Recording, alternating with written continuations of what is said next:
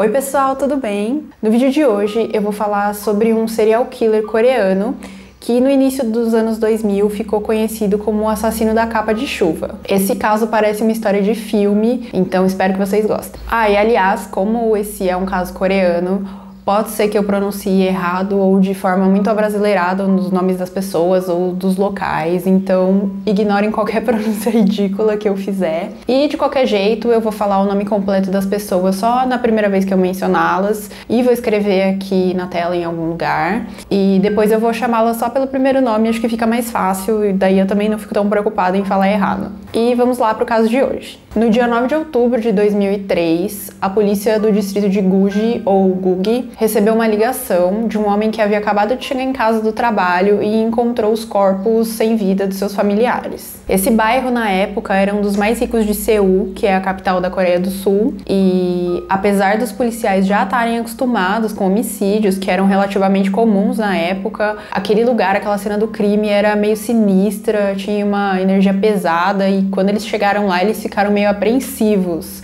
Apesar de toda a cena de homicídio ser uma energia pesada, aquela em especial tinha alguma coisa diferente. Até os policiais mais experientes sentiram alguma coisa, algum incômodo naquele lugar e não sabiam explicar exatamente o porquê. Ao entrar na casa, você dava de frente com uma porta do banheiro e nesse banheiro eles localizaram a primeira vítima, que era uma senhora de mais ou menos uns 80 anos de idade, que estava morta estendida no chão com bastante sangue ao redor. Seguindo em frente, você saía na cozinha e logo que você entrava na cozinha, você dava de frente com um aquário enorme e do outro lado desse aquário, eles encontraram um segundo corpo, que era de uma mulher um pouco mais jovem do que essa senhora. Ela tinha mais ou menos uns 60 anos e ela estava deitada no chão em frente à pia da cozinha. O crânio dessa mulher estava tão fragmentado que quando o legista examinou o corpo, ele não soube dizer qual tinha sido a arma do crime, porque ele não sabia o que poderia ter tido uma força tão grande para fragmentar o crânio dela em tantos pedaços. A polícia continuou investigando o imóvel e eles precisavam ir para o segundo andar da casa. Porém, eles estavam meio apreensivos que o assassino pudesse estar dentro da casa ainda e escondido lá em cima esperando para emboscar a polícia. Assim que eles chegaram até as escadas que levavam ao segundo andar, eles perceberam que ela estava coberta de sangue e que no topo, lá em cima, tinha um homem caído de mais ou menos uns 35 anos. Esse homem, ele era filho da mulher que era um pouco mais jovem,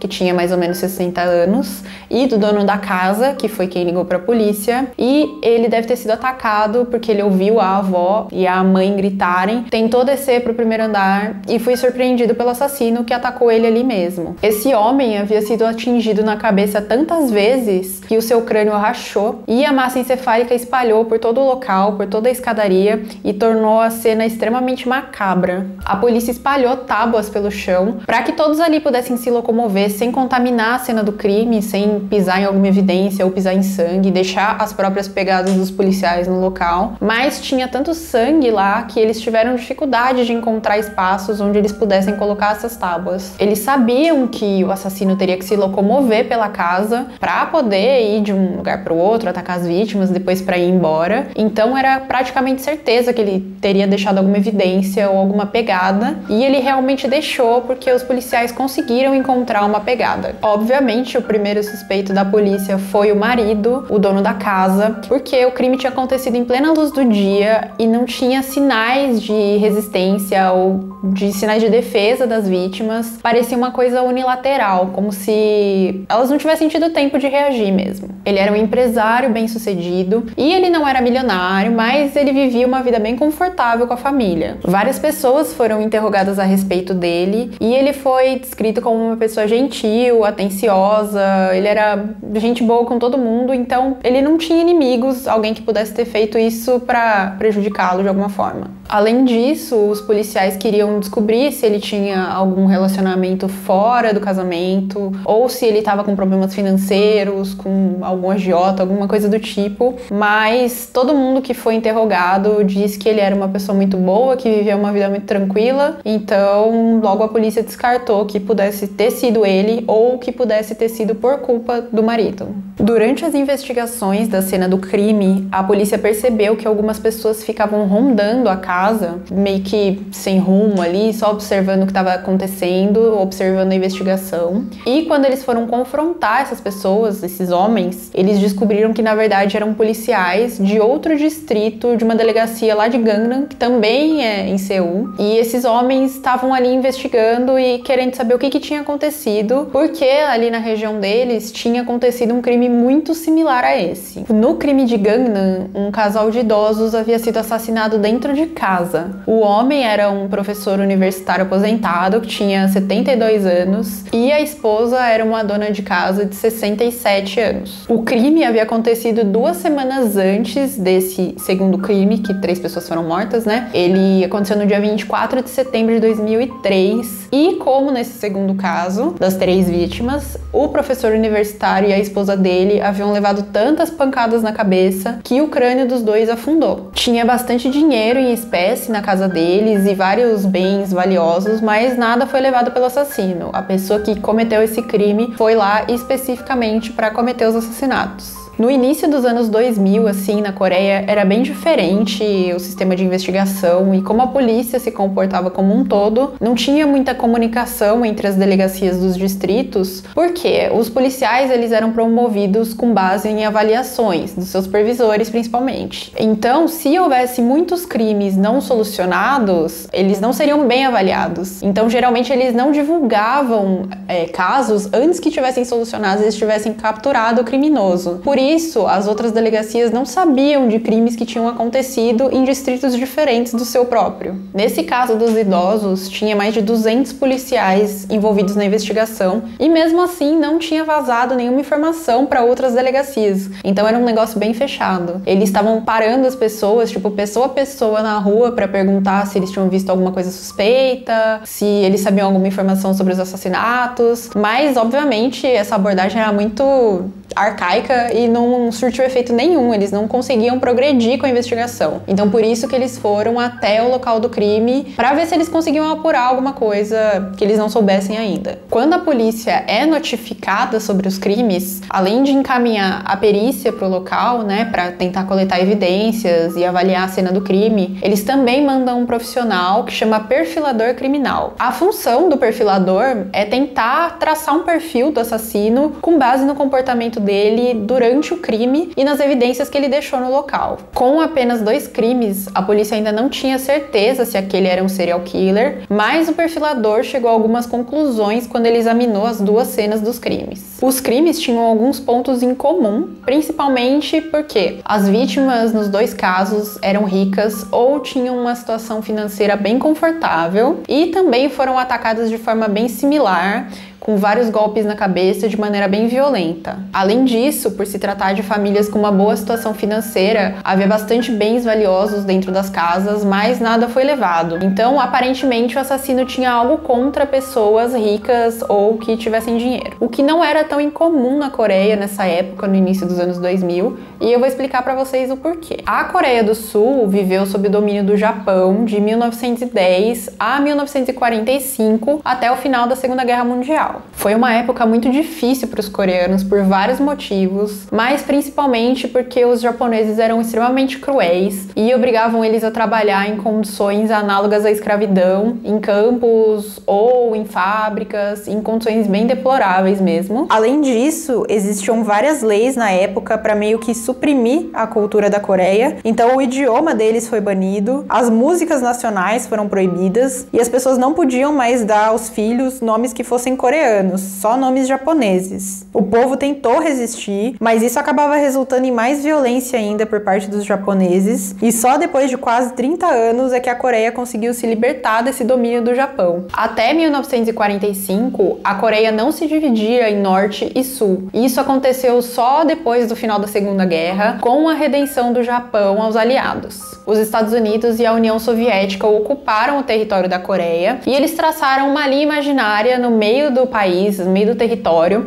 e quem ficasse ao norte ficaria sob a administração da União Soviética e quem ficasse ao sul ficaria sob a administração dos Estados Unidos. Nenhum dos territórios ficou muito feliz com essa divisão, porque os dois queriam controle completo da Coreia, então começaram a acontecer conflitos armados e teve início a Guerra da Coreia. Gente, eu prometo que isso tem relação com o serial killer, tá? Eu tô chegando lá. Enfim, depois dessa guerra entre as Coreias, a economia dos dois países ficou péssima, mas depois, logo em seguida, começou um boom econômico para a Coreia do Sul, que durou mais ou menos até 1980, e o país se desenvolveu muito, se tornou um dos países mais desenvolvidos do mundo. A economia se manteve estável ali até o começo dos anos 2000, quando mais uma vez acabou decaindo muito, a moeda coreana ficou desvalorizada e o governo teve que pedir vários empréstimos, enfim, a situação ficou caótica e isso obviamente refletiu na população. Quando a crise começou a passar, várias famílias tinham perdido absolutamente tudo, tipo desde a casa, emprego, carro, enfim, muitas não tinham nem para onde ir e nem o que comer. Os ricos ficaram ainda mais ricos e quem era pobre ficou completamente miserável. Essas pessoas em situação vulnerável acabaram se ressentindo de quem tinha ficado mais rico, de quem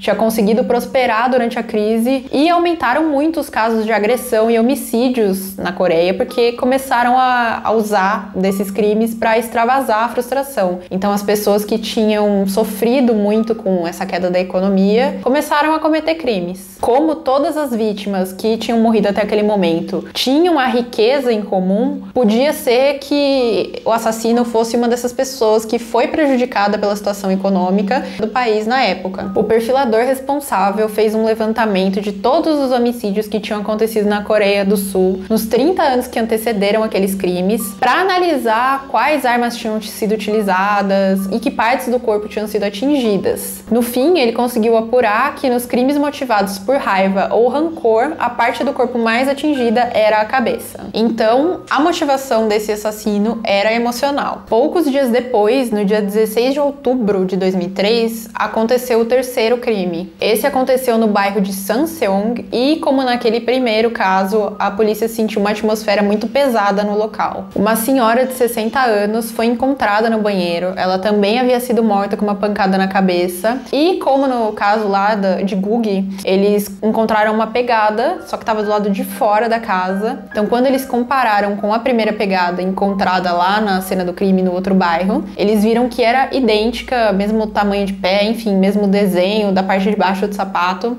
era a mesma pessoa. A partir daí, do terceiro crime, a imprensa começou a tratar aquilo como um caso de serial killer, mas a polícia negava veementemente, eles não queriam admitir, para não causar histeria na população e para não mostrar incompetência, porque eles não conseguiram prender esse assassino. Porém, depois do quarto caso, que foi no dia 18 de novembro, aí eles não tinham mais como negar e acabaram admitindo que os crimes estavam todos interligados. Nesse dia, aconteceu um incêndio numa casa no bairro de Hyewa, não sei se é assim que pronuncia, mas enfim, tá escrito aqui. E nesse incêndio, tanto o dono da casa, que era um senhor de 87 anos, quanto a governanta, que também já era uma senhora, foram encontrados mortos. Em um primeiro momento, esse caso parecia diferente dos outros, mas ao examinar os corpos, a polícia viu que os dois haviam sido mortos com pancadas na cabeça e o senhorzinho também tinha várias marcas de facada pelo corpo. Nesse caso, também tinha um bebê na casa e o bebê sobreviveu porque ele ficou embaixo de uma coberta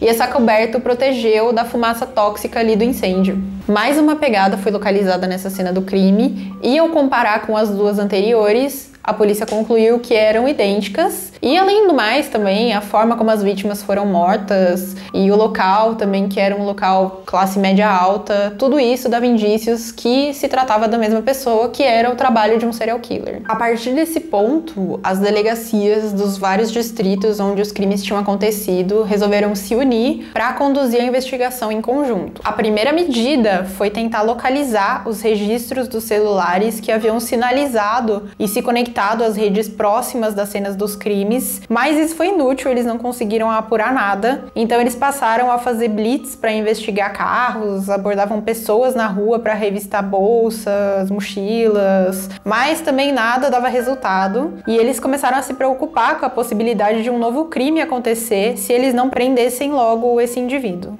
No início dos anos 2000 era incomum que tivessem câmeras de segurança nas casas ou nas ruas, mas para a sorte da polícia, próximo ao local onde aconteceu o quarto crime, havia uma casa que tinha câmeras e uma dessas câmeras ficava virada para um trecho da calçada. A polícia analisou as imagens e um homem aparecia ali na câmera num horário próximo dos assassinatos. Então eles mostraram essas imagens para a família da vítima para saber se eles conheciam aquele homem, se era alguém que ficou rondando a casa ou se era um conhecido deles. E eles não reconheceram a pessoa, mas eles reconheceram a jaqueta que o homem estava usando, porque ela pertencia à vítima. As filmagens só mostravam o homem de costas, mas era a primeira evidência concreta que a polícia tinha a respeito do assassino. Depois de encontrar essas imagens, eles ficaram em dúvida se eles deviam usar para emitir um alerta para a população, porque se ela viesse a público, o assassino com certeza veria e ele poderia mudar seus métodos, ou ele podia se tornar ainda mais difícil de rastrear. Mas a polícia estava num ponto que eles não tinham mais nada a fazer, eles não tinham nada a perder, porque eles não conseguiam progredir com os casos. Então eles enviaram essa imagem para a imprensa. Depois disso, depois que a imagem foi divulgada, os assassinatos pararam por um tempo e a polícia imaginou que talvez fossem parar de vez e que aquilo ia resultar em alguns casos de assassinatos não resolvidos. Porém, algumas semanas depois, começaram a circular novamente boatos pela cidade que o assassino estava à solta, mas como a polícia havia previsto, o método dele estava completamente diferente. Ele passou a matar majoritariamente na região sudoeste da cidade, e a polícia imaginou que talvez fosse o mesmo assassino, porque eram crimes que não tinham motivo e eram cometidos de forma bem agressiva, mas agora as vítimas eram mortas a facadas. A principal diferença desses casos novos e dos casos anteriores era o método do assassino. Ele não invadia mais as casas das pessoas, as casas dos ricos, ele só atacava aleatoriamente mulheres que estivessem andando sozinhas pela rua, geralmente a facadas e às vezes com uma arma contundente, que era um martelo ou um porrete, alguma coisa assim, e sempre atacava por trás para a vítima não ter possibilidade de defesa ou de fugir. Com essa nova onda de assassinatos, a polícia começou a se espalhar pela cidade e ficar à paisana dentro dos carros, em lugares estratégicos, para tentar surpreender o assassino cometendo esses crimes. Eles alternavam entre acreditar que havia 2 serial killers atacando ao mesmo tempo, mas isso era muito assustador, porque já era difícil ter um serial killer atuando na Coreia. Então imagine 2, isso era incomum até em países que havia mais casos de serial killers. E entre achar que era o mesmo serial killer, mas que ele tinha mudado de método para despistar a polícia. Mas não tinha evidências o suficiente para embasar nenhuma das duas teorias. A prostituição era proibida na Coreia já no início dos anos 2000, mas acontecia de toda forma, de maneira clandestina, e começaram a circular boatos entre as profissionais do sexo que algumas estavam desaparecendo. A polícia só descobriu esses detalhes depois, mas o assassino chamava essas mulheres na casa dele para fazer atendimento domiciliar, e aí ele conversava um pouco com elas, jantava e tal, e quando elas iam embora, aí ele decidia se ia matá-las ou não, com base num julgamento que ele tinha feito a respeito da personalidade delas. Enfim, era totalmente arbitrário. E ele fazia essa escolha porque ele se sentia poderoso. Ele deixava uma marreta numa prateleira próxima à entrada do banheiro, e quando essas mulheres entravam no banheiro ali para se arrumar antes de ir embora, se ele decidisse que a pessoa merecia morrer, ele pegava essa marreta e batia com força na cabeça delas. Ele matava as vítimas rapidamente, mas depois ele passava bastante tempo profanando esses corpos, então ele cortava, mutilava, e ele chegou a decapitar algumas das vítimas. Como ele cometia esses crimes na própria casa, ele precisaria se livrar desses corpos rapidamente, mas ele morava no 3º andar, então ele sabia que se ele saísse pela porta arrastando um corpo, ele seria visto. Então ele começou a estudar uma maneira que ele pudesse fazer fazer isso sem ser notado. E a partir daí que ele começou a cortar os corpos da vítima e colocar em sacos plásticos para poder retirá-los da casa como se fossem lixo. O assassino chegou aí em hospitais fingindo que estava sentindo dores só para tirarem radiografias do corpo dele e ele estudar a anatomia do corpo, onde ele poderia fazer esses cortes e qual seria a maneira mais eficiente para ele desmembrar as vítimas. Depois, a polícia até chegou a descobrir que o consumo de água do prédio que ele morava aumentou muito, porque depois de cometer os crimes, ele lavava bem o banheiro e lavava ali os corpos das vítimas para tirar as evidências de sangue. Se você estiver gostando do vídeo, já se inscreve no canal para não perder os próximos e deixa bastante like também para eu trazer mais vídeos de serial killers. Mas enfim, voltando ao caso, para não gerar desconfiança com o cheiro, ele jogava kimchi dentro dos sacos de lixo, que é um alimento bem típico lá da Coreia, que eles consomem bastante e tem um cheiro forte. Então ele jogava o kimchi lá dentro e levava esses corpos em sacos de lixo para enterrar num terreno bem afastado do centro, bem isolado na cidade. Com o passar das semanas, ele foi ficando mais confiante no que ele estava fazendo e se tornou mais rápido em se livrar dos corpos, então o número de assassinatos foi aumentando. No começo, o intervalo entre um crime e outro era de 1 mês, depois passou para 15 dias e logo os crimes eram semanais. Além de a prostituição em si ser proibida na Coreia, as profissionais elas eram tratadas de forma desumana, tanto que elas não podiam nem chamar a polícia se um crime acontecesse com elas, principalmente durante o trabalho. O assassino sabia disso, então ele achava que ele nunca seria pego, porque ninguém se daria ao trabalho de dar queixa sobre as vítimas desaparecidas e as próprias mulheres não poderiam fazer mais nada por si mesmas, então ele estava muito confiante. O dono de um dos bordéis percebeu que várias garotas que trabalhavam com ele tinham sumido, mas ele não sabia se elas estavam indo embora por vontade própria ou se alguma coisa tinha acontecido. Um dia, uma pessoa ligou lá no bordel pedindo para uma garota ser enviada para casa dele, mas de imediato aquilo levantou suspeita, porque o dono do bordel reconheceu o número e viu que era de uma das mulheres que tinha sumido depois de fazer um trabalho. Ele suspeitou que o homem que estava ligando poderia ser o culpado. Por coincidência, o dono do bordel, ele também era informante da polícia.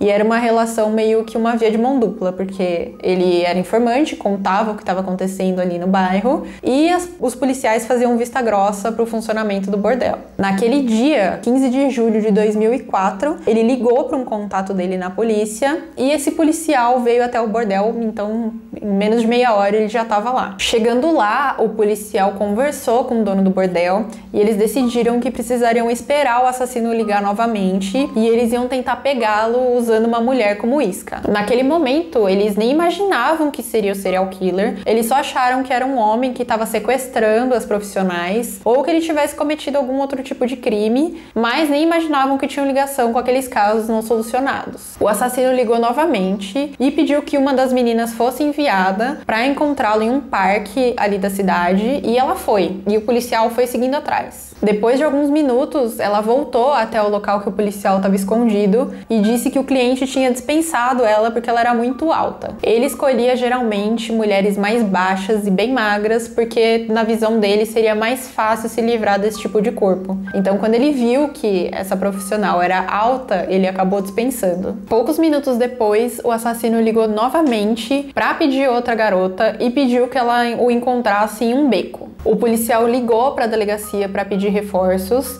e eles abordaram e tentaram restringir esse homem. O criminoso resistiu à prisão e foram necessárias 4 pessoas para conseguir segurá-lo e algemá-lo. A polícia começou então uma corrida contra o tempo, porque como o homem não tinha sido preso em flagrante fazendo nada, né?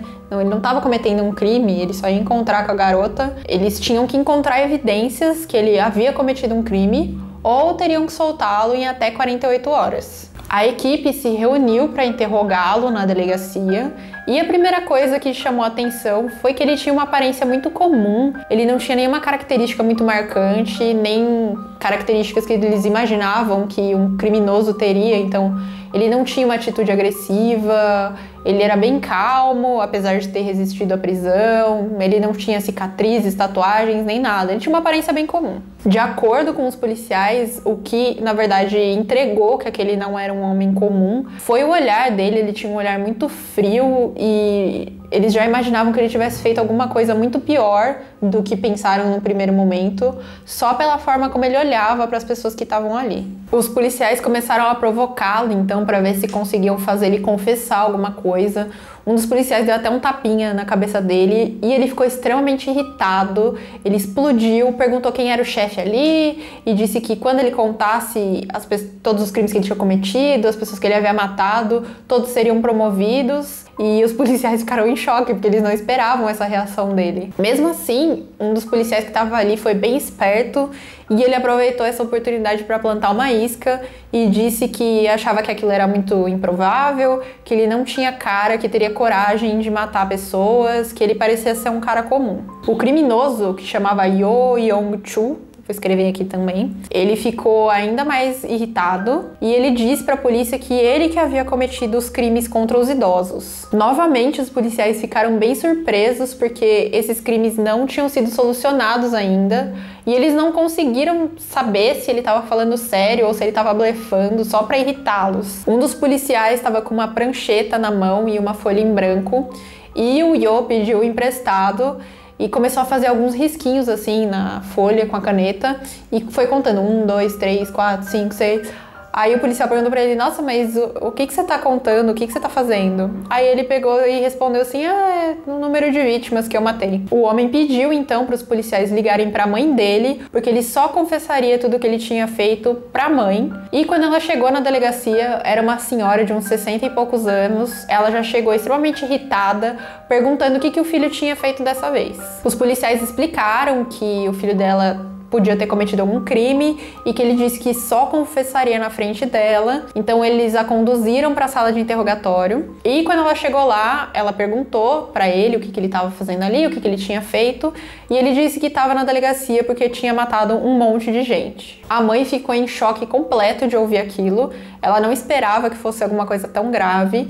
Ela desmaiou ali na delegacia e precisou ser levada às pressas para o hospital. Depois disso, o assassino concordou em levar a polícia até as cenas dos crimes e mostrar como tudo tinha acontecido, mas para testá-lo, o delegado responsável parou um pouco antes da cena do crime e falou para ele, bom, se você é o assassino mesmo, se você cometeu esses crimes, então leva a gente até o local. O assassino levou eles para a casa errada, era a casa que ficava atrás da cena do crime, e ele começou a dar detalhes totalmente errados sobre a posição dos corpos, sobre como as pessoas foram encontradas, como estava a cena do crime, e aí ele parou para brincar com um cachorro no caminho. Então os policiais começaram a abaixar a guarda e achar que ele era só uma daquelas pessoas que têm distúrbios mentais, que gostam de assumir, que gostam não, né? Que assumem crimes que não cometeram. Porém, o que eles não imaginavam é que aquilo era parte do plano do Yo, porque ele já havia se preparado para a eventualidade de ser pego pela polícia. Ele imaginou que os policiais baixariam a guarda e começariam a duvidar que ele era o assassino, se ele se comportasse assim de maneira instável ou se ele desse detalhes errados, e foi justamente isso que aconteceu. E ele também queria saber o quanto que a polícia sabia sobre os crimes que ele tinha cometido. Perto do fim do dia,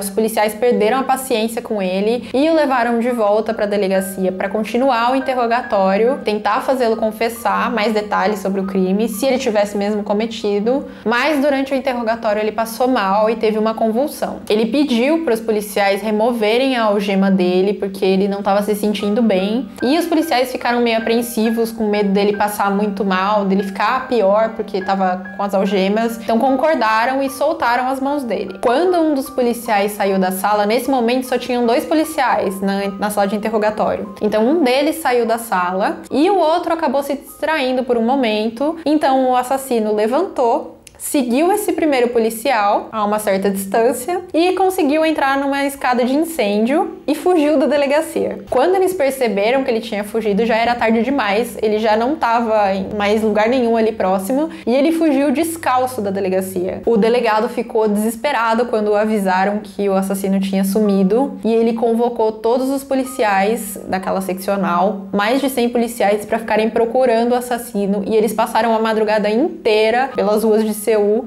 mas não conseguiram encontrá-lo.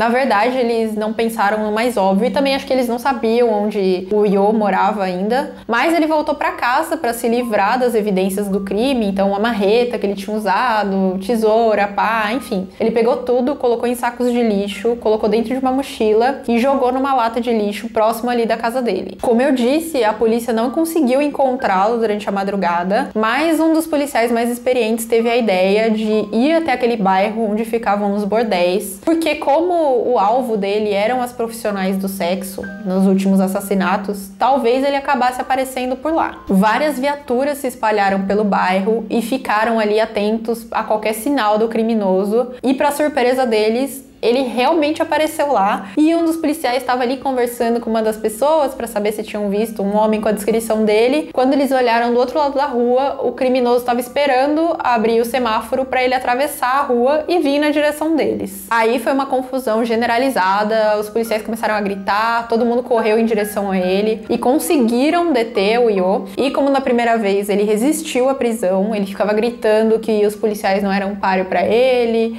que ele era um criminoso hediondo, que ele tinha cometido crimes horríveis e enfim. Mas depois de muita luta, eles conseguiram algemá-lo e levar de volta para a delegacia. Ele foi colocado novamente na sala de interrogatório e a primeira coisa que ele disse para os policiais foi que se ele não tivesse sido capturado, ele mataria no mínimo mais umas 100 pessoas, porque ele não ia parar de cometer esses crimes. Uma das médicas legistas que tinha estado em todas as cenas dos crimes, ela foi trazida até a sala de interrogatório para avaliar o que ele falaria sobre as cenas dos crimes, sobre como as vítimas foram encontradas, sobre os ferimentos das vítimas, como ele matou essas pessoas. Mas na hora que ele viu que era uma mulher, ele ficou extremamente irritado, ele disse que não falaria nada na frente dela e se recusou a falar até a médica sair da sala de interrogatório. Ela saiu da sala e ficou ouvindo atrás da porta enquanto ele confessava todos os crimes. Ele desenhou um mapa para cada cena do crime e marcou a posição de alguns objetos que estavam no local e não havia como ele saber aquilo a menos que ele estivesse lá. Ele desenhou detalhes de como ele tinha deixado as vítimas e dos locais. Ele se lembrava de tudo sobre as cenas dos crimes e detalhes sobre as plantas da casa, onde ficava cada cômodo e tal. Ele lembrava exatamente a posição de cada cômodo em cada casa. Nesse momento, qualquer dúvida que os policiais tivessem sumiu, porque não tinha como ele saber esse nível de detalhes se ele não tivesse cometido esses crimes. Além disso, ele gostava de se vangloriar do que ele tinha feito, o que é algo relativamente comum entre os serial killers, porque eles se acham mais importantes, eles se acham acima das pessoas que eles consideram comuns e eles gostam de se vangloriar a respeito disso. Ele também contou detalhes sobre os outros crimes que ele cometeu com as mulheres que iam até a casa dele e, num primeiro momento, a polícia chegou até a duvidar que ele tinha feito tudo aquilo com elas, porque era tão violento e tão incomum na Coreia. Apesar de existir homicídios, eles nunca tinham se deparado com homicídios tão violentos assim. Eles duvidaram no primeiro momento, mas também em razão da riqueza de detalhes, eles acabaram acreditando. Além disso, ele disse que ele acreditava que havia recebido uma missão de Deus em acabar com aquelas mulheres, porque elas eram mulheres da vida, que não se valorizavam, que eram vadias. Então elas tinham recebido o que elas mereciam e ele estava só cumprindo uma missão divina. Naquele momento eles também perceberam que ele estava completamente fora de si, que ele estava delirante, ele não tinha noção das coisas que ele falava. E para comprovar que ele achava que ele era um enviado de Deus, que ele tinha recebido uma missão, o terreno onde ele enterrava essas vítimas era atrás de um templo. Ele também contou que ele tinha extrema dificuldade em dormir e que a insônia dele só melhorava quando ele cometia os assassinatos. Ele levou a polícia até o terreno onde ele enterrava esses corpos e ele marcava cada local onde ele havia enterrado uma mulher com uma tampinha de garrafa. Então a polícia começou a cavar uma dessas covas, mas caiu uma chuva muito forte, eles tiveram que interromper e já estava bem escuro também, já era tarde, e deixaram para fazer isso no dia seguinte. De alguma forma, essa informação vazou para a imprensa, porque no dia seguinte, quando eles chegaram lá, tinham milhares de repórteres, tanto da Coreia, de todos os lugares da Coreia, quanto de outros lugares do mundo, para cobrir a ação policial.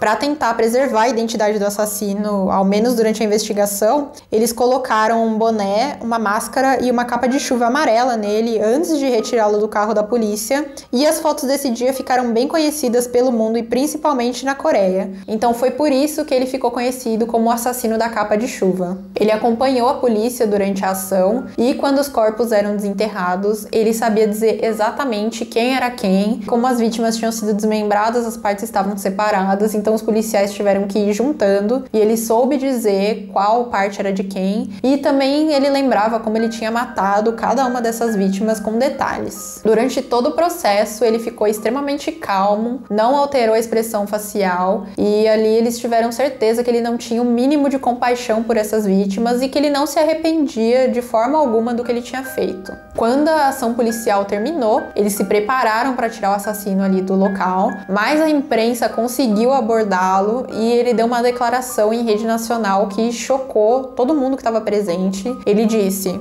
"Espero que isso sirva de lição às mulheres para que não sejam vadias. Espero que também sirva de lição aos ricos." Isso reforçou ainda mais a percepção da polícia que ele não se arrependia de forma alguma do que ele tinha feito. Os corpos das vítimas que tinham sido desenterrados foram levados para o IML e os policiais e os legistas que estavam presentes concordaram que seria praticamente impossível eles identificarem as vítimas pelas digitais, porque além das mãos das vítimas estarem cortadas ou machucadas, também já tinha começado o processo de decomposição, então era improvável que eles conseguissem pegar as digitais ali nos dedos delas. A alternativa que eles tinham era um exame de DNA, mas demoraria muito mais, demoraria quase 2 semanas. Então uma das médicas legistas, que inclusive era aquela que entrou na sala de interrogatório e que o Yo se recusou a falar na presença dela, o nome dela é Kim, ela resolveu que ela tentaria de qualquer forma, mesmo sendo muito pequena a chance dela conseguir colher as impressões, porque ela queria que essas mulheres pudessem descansar logo, que as famílias delas também pudessem descansar logo.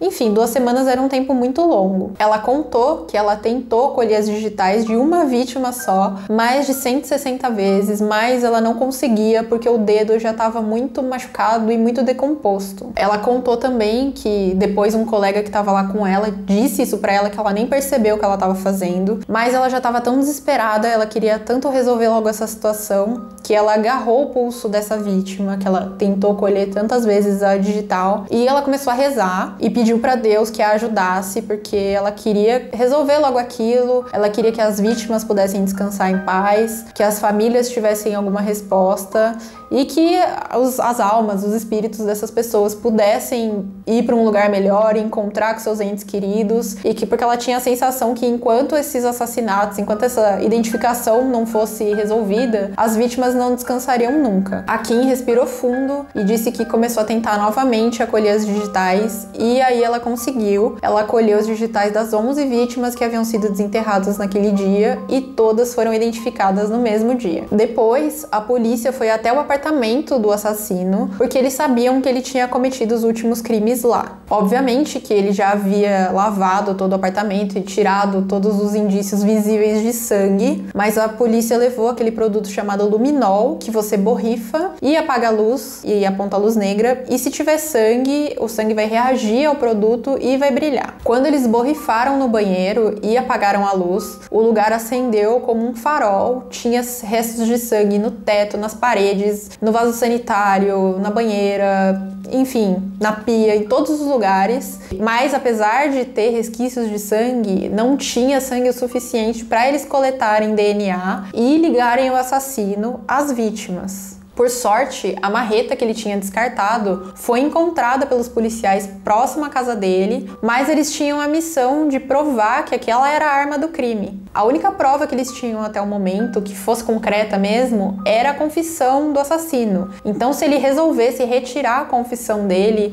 fosse na delegacia ou fosse no julgamento, eles estariam numa situação complicada, porque eles não tinham outra evidência que ele tinha cometido aqueles crimes. Eles estudaram a arma do crime e a primeira coisa que eles notaram foi que o cabo da marreta tinha sido encurtado para caber bem na mão do assassino. Além disso, quando eles compararam o ferimento na cabeça das vítimas com a marreta, eles viram que era do tamanho praticamente exato.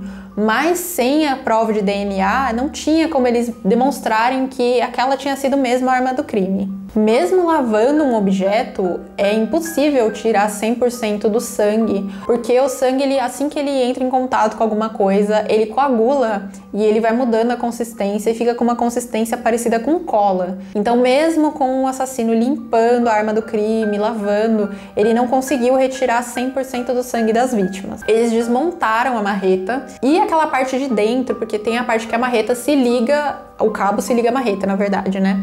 Então eles desmontaram e na parte de dentro da marreta, eles viram que tinha resto de sangue, que provavelmente ele escorreu, e aí eles rasparam aquilo e mandaram pro laboratório para uma análise de DNA. E no dia seguinte chegou a confirmação que aquela era a arma do crime. O DNA daquela arma era de uma vítima que ainda não tinha sido identificada, um homem que tinha sido encontrado dentro do seu próprio carro que estava queimado. O Yo fingia que era policial para extorquir as pessoas. Essa era a forma dele ganhar dinheiro, ele não trabalhava, ele só ganhava dinheiro assim. Mas esse homem desconfiou que o documento que ele apresentou era falso. E para acabar com qualquer possibilidade do cara denunciá-lo, ele matou esse homem. Ele deu uma marretada na vítima e, para impossibilitar o reconhecimento, ele cortou as mãos do homem fora, jogou no mar e esfaqueou o rosto dele diversas vezes até ficar irreconhecível. E depois ele atirou fogo no carro. O irmão da vítima ficou arrasado e com muita raiva. Então, no dia que o criminoso foi levado até o local onde o carro foi encontrado para fazer o reconhecimento, o irmão da vítima apareceu lá com uma faca e tentou atacá-lo, mas ele foi impedido pela polícia. O Yo também assumiu a autoria daqueles crimes que tinham acontecido no sudoeste, das mulheres que eram atacadas aleatoriamente na rua, mas o método nesses crimes era muito diferente do método dele e a polícia não tinha provas concretas que ele tinha cometido esses crimes. Depois, eles descobriram que um dos policiais prometeu para o criminoso que cuidaria do filho dele até o filho chegar na faculdade, se ele assumisse a autoria desses crimes do sudoeste também,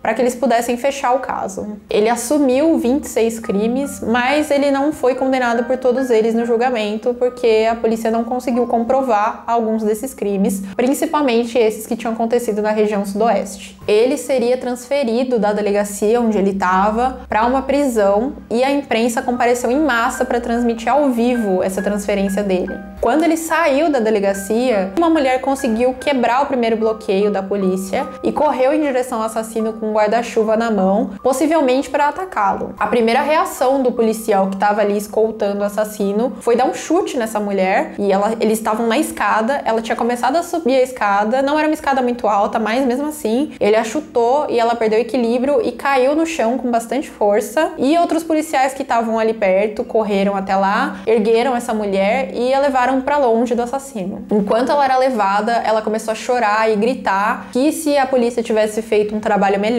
a filha dela ainda estaria viva. Essa cena queimou muito a polícia perante a imprensa e perante a população, porque eles tinham agredido ao vivo, sendo transmitido para o país inteiro, a mãe de uma das vítimas. Então, parecia que todo o trabalho que eles tinham conseguido fazer foi por água abaixo, porque todo mundo se voltou contra a polícia. O delegado que tinha conseguido resolver esse caso, ele estava prestes a ser promovido porque prendeu o assassino, mas depois desse acontecimento aconteceu o contrário, ele foi rebaixado e os policiais da equipe dele que estavam envolvidos naquilo foram punidos. A polícia depois teve que fazer um pedido de desculpas público à população, dizendo que se eles tivessem lidado com aquilo de uma forma mais competente, o número de vítimas teria sido muito menor. Desde que aconteceu esse crime, todo o sistema de investigação da polícia coreana mudou, desde o comportamento dos policiais até a tecnologia forense. Hoje em dia, praticamente todos os homicídios cometidos em Seul são resolvidos. A taxa deles de resolução de casos é de 98,5% ao ano, ou seja, uma taxa realmente muito elevada.